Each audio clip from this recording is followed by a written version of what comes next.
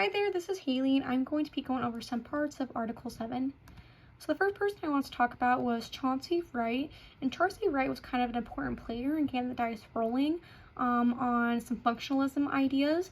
And so with it, he originally kind of started more agnostic, positivist, utilitarian, and evolutionist, but in 1852 he kind of began to shift away from that and start looking towards more naturalistic philosophies.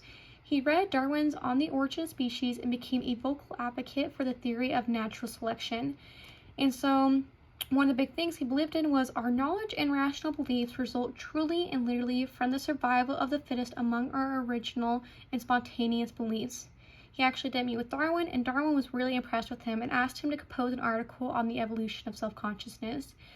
He did die in 1875 of a stroke, and he remains unknown to most historians of psychology, but some philosophers have recognized his importance to the development of Darwin's inspired functionalist psychology in America.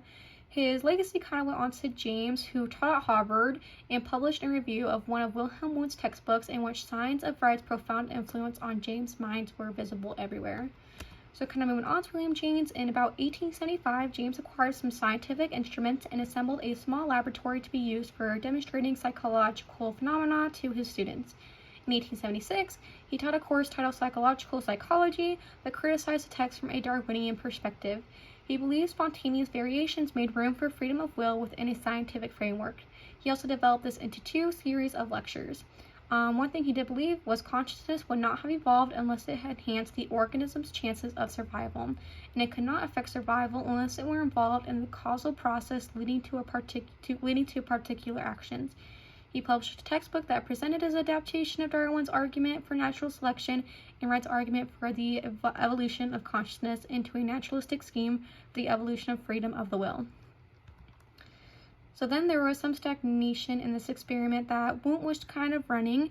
Wundt's physiological psychology program was beginning to stall. The reaction time studies at the heart of Wundt's experimental program were delivering inconsistent results rather than zeroing in on the nature of the mind.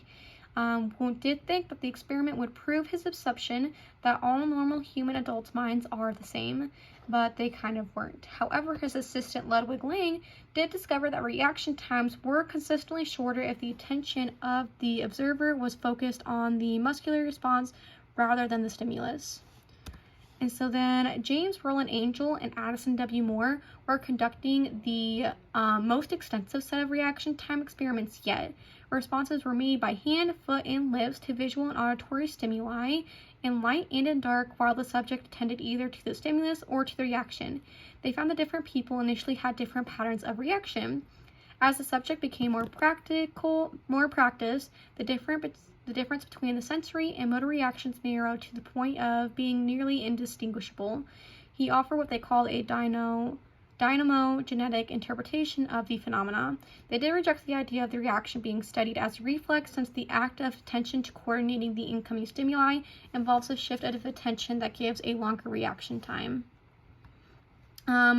The movement did begin to spread. Walter Dill Scott turned his attention to the application of psychology in the world of commerce, developing tests for the selection of salesmen and other business positions. Many other psychologists became involved in practical business-oriented testing of this kind as well. They quickly recognized that the environment is not wholly physical, but also crucially involves social relations. Dewey wanted psychology to address the downward spiral in relations between rich and the poor, and between the native and the immigrants. So some conclusions the author kind of draws at the end is that the Darwin's theory was foundation of functionalism.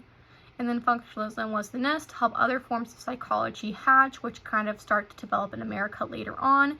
That natural selection is a primary foundation for a lot of that as well. And so basically all my information really came straight from the article. So there it is, and there's a nice snazzy looking picture of the author. So if you do have any questions, feel free to leave it in the comments.